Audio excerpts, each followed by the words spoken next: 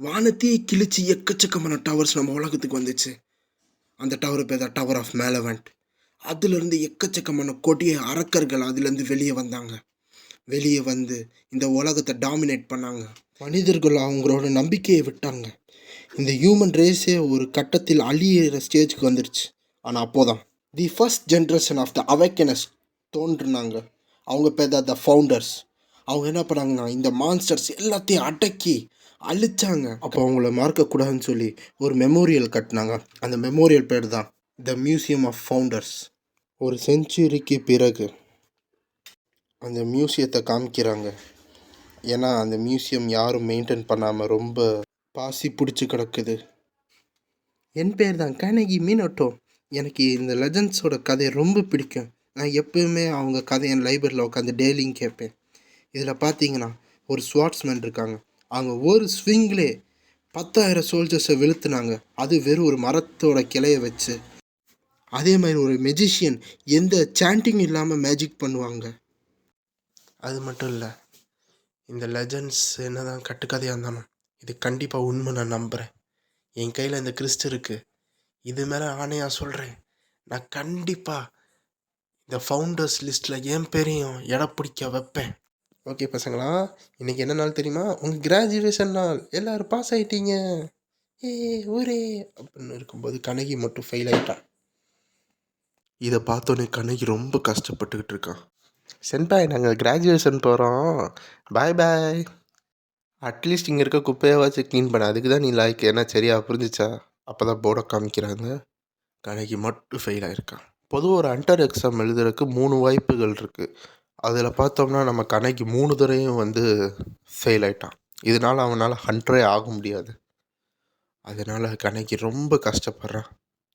ரொம்ப ரொம்ப கஷ்டப்படுறான். அவனோட ட்ரீம் எல்லாம் சுக்குநூறாக போச்சு. அவனோட கையில் இருக்க அந்த கிரெஸ்ட் வெறும் ஒரு தழும்புன்னு அவன் ஃபீல் பண்ணுறான். இனிமேல் என்னால் ஒரு ஹண்டராக மாற முடியாது ஃபீல் பண்ணிகிட்டு இருக்கும்போது அவங்க சார் வராங்க. ஏ கனகி, சீக்கிரம் வெளியே வா. ஐயோ சாரி, நான் மறந்துட்டேன். கனகி வேகமாக கிளாஸ் ரூம் விட்டு வெளியே வந்து பார்க்குறான். அப்போ அங்கே எல்லோரும் சியர் பண்ணிக்கிட்டு இருக்காங்க.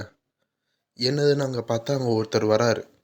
கேர்ள்ஸ் எல்லாம் வந்து ஓ ஹேண்ட்ஸமாக இருக்கீங்க அப்படின்னு. பசங்க வந்து அப்பா வாழ்ந்த விதமாக தான்ப்பா இருக்கணும் அப்படின்னு வந்து பேசிகிட்டு இருக்காங்க. அப்போ தான் காமிக்கிறாங்க அது ஒரு ஏ ரேங்க் ஹண்டர். அவர் பேர் தான் ஐசகி கைசி. அப்போ கனகி ஓடி வந்துக்கிட்டு இருக்கும்போது ஐசகியோட ஆளுங்க இருக்காங்க. அவங்க என்ன சொல்கிறாங்கன்னா, டே நில்ற, ஏன்டா இவ்வளோ லேட்டாக வர, உனக்கு வேறு வேலை இல்லையா அப்படி திட்டிகிட்டு இருக்கும்போது ஐசகி வந்து, ஏய் நீ இப்படி கத்துறத பார்த்தா நான் ஏதோ புள்ளி நினச்சிக்க போகிறேன்டா, பின்னாடி கேமரா இருக்குது, ஒழுங்காக பேசணும் சரியா? சரி சரி. அப்போ அங்கே வந்து டேரக்டர் வந்து, ஐசகி சார், நாங்கள் வந்து இதை வந்து கவர் பேஜாக வைக்க போகிறோம், இதை பற்றி உங்களுக்கு என்ன நினைக்கிறீங்க? நல்ல பிக்சரை பார்த்தீங்களா? நீங்கள் அப்படியே ட்ராகன் அப்படியே தலையை வெட்டுறீங்களே, அவ்வளோ ஒரு ஹீரோயிக் மூமெண்ட்டை நாங்கள் எடுத்து வச்சுருக்கோம். இங்கே இருக்கானே, இவன் கூட சேர்ந்தா ஒரே நேரத்தில் என்ரோல்மெண்ட் பண்ண 3 வருஷத்துக்கு முன்னாடி. ஆனால் அவன் ஒரு நல்ல ஜீனியஸ். அது மட்டும் இல்லை, அவன் ஒரு சரியான புள்ளி. இங்கே எப்போ பார்த்தாலும் புள்ளி பண்ணிக்கிட்டு இருப்பான், என்னை கஷ்டப்படுத்திக்கிட்டே இருப்பான்.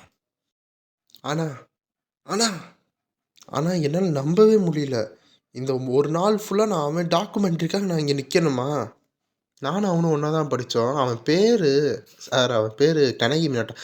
அந்த குப்பை ஹீரோ வந்து யோசிக்கிறேன், என்னை பற்றி என்ன சொல்கிறான்? அப்போ வந்து ஐசகி சொல்கிறான், அவனுக்கு அவன் என்னோட பிஸியான ஸ்கெடியூல் அவனுக்கு நான் வந்து கொஞ்சம் டைம் ஒதுக்கி விட்டேன். அதனால தான் என்னால் இப்போ ரேங்க் இல்லைனா இதுக்கு மேலே நான் போயிருப்பேன். அது மட்டும் இல்லை, அவனுக்கு காசெல்லாம் தேவைப்படும்போது நான் தான் எல்லா காசையும் கொடுத்தேன். என்னை இப்படி போய் சொல்கிற, இருக்கிற என் காசு எல்லாத்தையும் எடுத்து என்னை புள்ளி பண்ணி என்னை ரொம்ப அவமானப்படுத்தி என்னை கஷ்டப்படுத்தலாம். ஆனால் இவன் என்னன்னா இப்படி பேசிக்கிட்டு இருக்கான் மீடியா முன்னாடி. பவர் இருந்தால் யார் என்ன வேணால் பண்ணலாமா?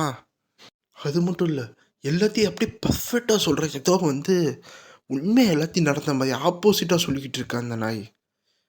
அப்போ தான் வந்து ஐசகி வந்து, சரி இந்த அவேக்னஸில் வந்து கண்டிப்பாக என் பேரை பொறிப்பேன்னு பேசிக்கிட்டு இருக்க போது, வாஹா நம்மளுக்கு நியூஸ் கிடச்சிருச்சு அப்படின்னு சொல்லி எல்லோரும் வளைச்சு ஃபோட்டோ எடுத்துக்கிட்டு இருக்காங்க. அப்போது கனகி எனக்கு என்ன சொல்கிறான்? அப்போ ஐசகி வந்து கேட்குறான், சரி இன்றைக்கி நடந்த அண்டர் எக்ஸாமுக்கு நீ எப்படி எழுதுன? ஒழுங்காக என்னையை பற்றி மீடியாவில் எல்லாத்தையும் நல்லதாக சொல்லணும் சரியா? இல்லை வச்சுக்கோ, நம்ம அகாடமியில் வந்து உன்னை எவ்வளோ கஷ்டப்படுத்துனேன்னு உனக்கு தெரியும்னு நினைக்கிறேன். இன்னும் படுத்துவேன், ஒழுங்காக பேசுகிற சரியா? அப்போ ஹீரோ வந்து யோசிக்கிறான் அவன் எவ்வளோ கஷ்டப்பட்டான்னு. அப்போ வந்து அவன் கொஞ்சம் நர்வஸ் ஆயி அப்போ கேட்குறாங்க மீடியா, "சொல்லுங்க பெனிஃபேட்டர், என்ன சொல்ல போறீங்க?" அப்படின்னு கேட்கும்போது, "நான் ரொம்ப கிரேட்ஃபுல்லா இருக்கேன். ரொம்ப சந்தோஷமா இருக்கேன். இந்த மாரி ஒரு பெரிய ஆள் எனக்காக உதவி பண்ணியிருக்காங்க. எனக்கு வேற வார்த்தையே தெரியல." மினோட்டோ சொல்றது பொய்ன்னு தெரியுது. பட் வந்து அவனுக்கு தப்பிக்கிறதுக்கு வேற வழி இல்ல. அதனால சொல்லிட்டு இருக்கான். அப்போ வந்து டக்குன்னு மினோட்டோவ விட்டுட்டு ஐசேக் முன்னாடி வந்து, "சரி அவ்வளோதான் முடிஞ்சிருச்சு. வாங்க அடுத்து என் ட்ராஃபி இருக்க இடத்த கூட்டிட்டு போறேன். வாங்க போலாம்." அப்படி போகும்போது மினோட்டோ வந்து ரொம்ப ஷாக் ஆகுறான். ஏன்னா அவன் பேரு கூட யாரும் கேட்கல. மீடியாட்ட வந்து அவங்க கேட்குறாங்க, "பாஸ் அவன் பேர் என்னன்னு கேட்போமா?" "அவன் பேர தெரிஞ்சுக்கிட்டு என்ன பண்ண போறோம்?"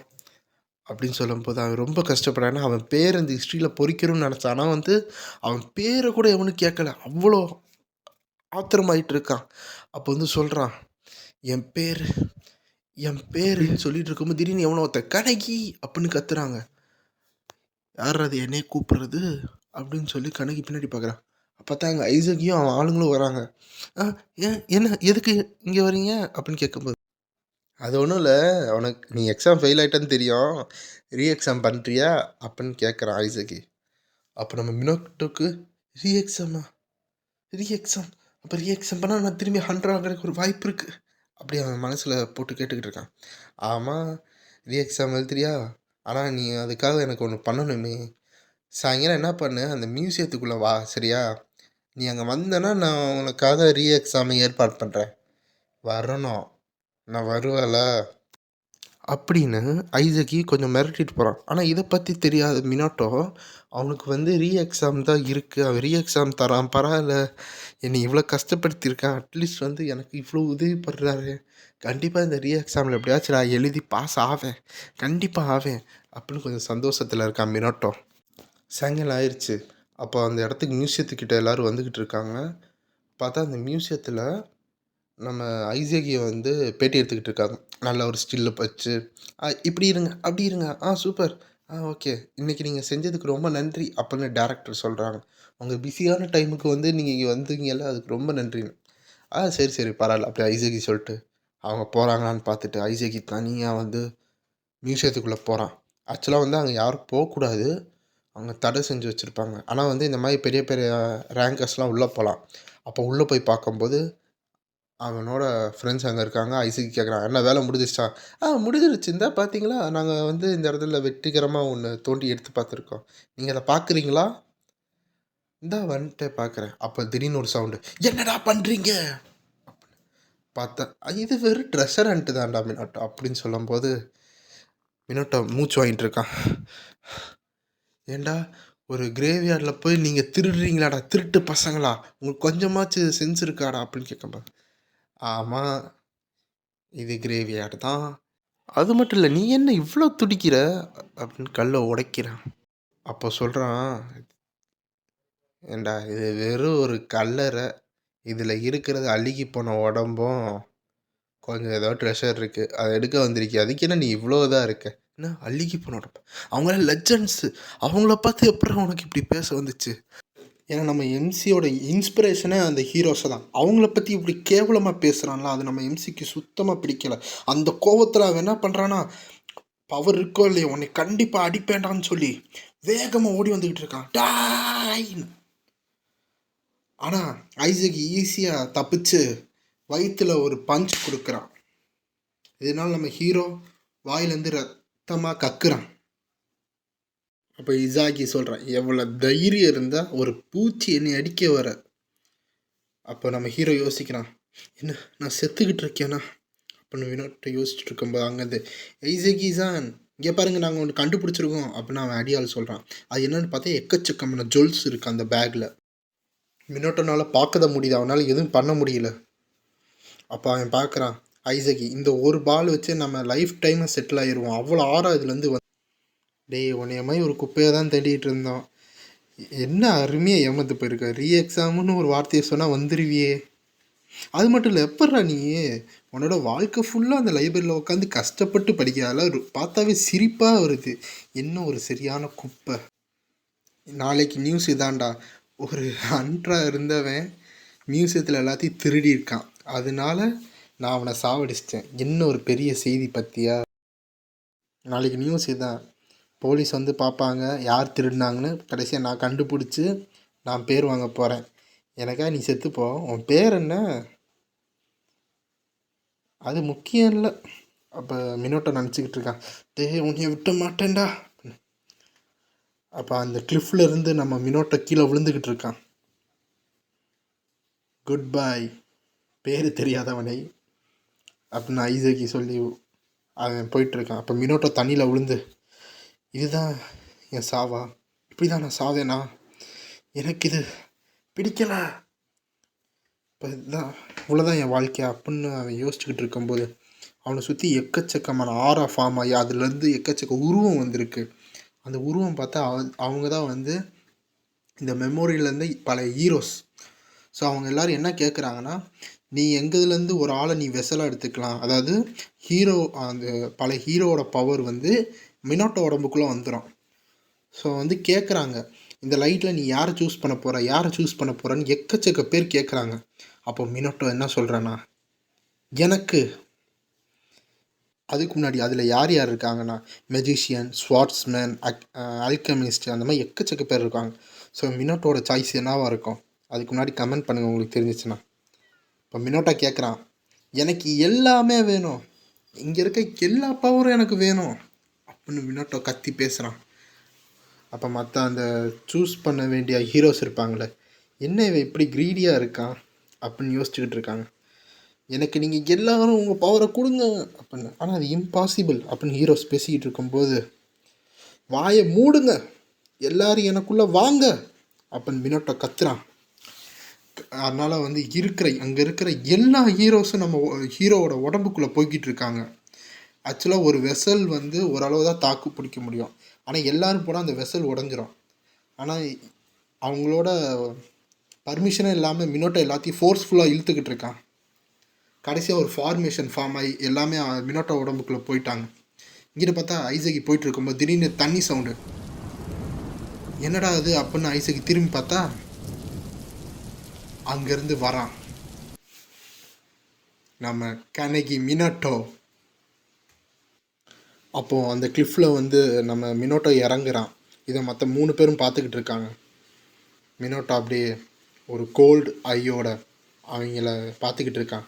அப்போ அங்கே இருக்க அந்த கையால் வந்து என்ன சொல்கிறான்னா, இவன் எப்படி இப்படி வந்தான்னு. ஆனால் மினோட்டோ எதுவுமே கண்டுக்காமல் அந்த ஒரு குச்சியை எடுத்து அதை வந்து சும்மா உடச்சிக்கிட்டு இருக்கான், சும்மா ஸ்லாஸ் அடிச்சுக்கிட்டு இருக்கான். மற்றவங்க என்னடா விளாண்டுக்கிட்டு இருக்கான், ஒரு குச்சியை வச்சு அடிச்சுக்கிட்டு இருக்கான் அப்படின்னு ஐசகியோட கையாளுங்க சிரிச்சுக்கிட்டு இருக்காங்க. என்கிட்ட சொல்லிடாத, நீ அந்த குச்சியை வச்சு எங்களை அடிச்சிருவியா, ஐயோ பயந்துட்டோம் அப்படின்னு. சரி இதை முடிவுக்கு கொண்டாங்கடா அப்படின்னு ஐசகி கத்திக்கிட்டு இருக்கான். அவன் தலையை வெட்டி அவனை சாவடிக்கணும், என்ன புரிஞ்சிச்சா அப்படின்னு சொல்லும்போது அவங்க கையாளுங்க ஒருத்தன் என்ன பண்ணுறான்னா, கையில் ஒரு ஸ்வாட்ஸ் எடுக்கிறான். அவன் ஒரு ஸ்வாட்ஸ்மேன். அதில் 6 ஃபார்ம் பண்ணி ஒரு அடிக்க வரான். அப்போது நம்ம மினோட்டோ ஒரு கிளைய வச்சு எக்கச்சக்கமான ஸ்லாஸு பார்த்தா அந்த அடியால் ஒருத்தன் மொத்தமாக ரத்த வள்ளத்தில் அடி வாங்கி கீழே விழுகிறான். அடுத்து யாரா அப்படின்னு பார்த்தா இந்த ஹீரோவோட உடம்புக்குள்ளே ஃபஸ்ட்டு சொன்ன ஒரு ஸ்வாட்ஸ்மேன் வந்து உள்ளே இருக்கான். அடுத்து ஒரு மெஜிஷியன் இருக்கான், அவன் வந்து ஒரு பவர் யூஸ் பண்ணுறான். நீ ரொம்ப மெதுவாக இருக்காடா அப்படின்னு மினோட்டோ சொல்லி கையிலேருந்து ஒரு தண்டர் போல்ட்டை சாண்டிங் இல்லாமல் அவன் மேலே செலுத்துகிறான். அவன் உடம்புல பட்டு அவன் உடம்பே கருகி போயிடுச்சு. இதை வந்து விட்னஸாக பார்த்தது ஐசகி யோசிக்கிறான், இம்பாசிபிள், இவன் எப்படி இப்படி ஆனான். அப்போ தான் கொஞ்சம் நேரத்துக்கு முன்னாடி அவன் சொன்னான், ஒரு சின்ன ஸ்வாட்ஸ் எடுத்து 10,000 ஸ்ட்ராங் ஆர்மியை அடித்த ஒரு வீரரும் சாண்டிங்கே இல்லாமல் மந்திரத்தை யூஸ் பண்ணுற ஒரு மெஜிஷியனும் நம்ம கனகி மினோட்டோ உடம்புக்குள்ளே இருக்காங்க. அப்போ தான் காமிக்கிறாங்க, நம்ம மினோட்டோ உடம்புல 106 சோல்ஸ் இருக்குது. 106 சோல்ஸ்னால் 106 ஹீரோஸ் இருக்காங்க. அப்போ காலைல நடந்த இன்டர்வியூவில் பார்க்குறான், என் வார்த்தை இங்கே உலகத்தில் பொறிப்பேன்னு. அதை மினோட்டோ சொல்கிறான், அதை மறந்துடாத சரியா, நீ வந்து கண்டிப்பாக மறக்கவே மாட்டடா அப்படின்னு மினோட்டோ சொல்கிறதோட இந்த சாப்டர் 1 முடியுது. டெய்லி வீடியோஸ் வந்து ஈவினிங் 6 o'clock வரும். மறக்காமல் பாருங்கள்.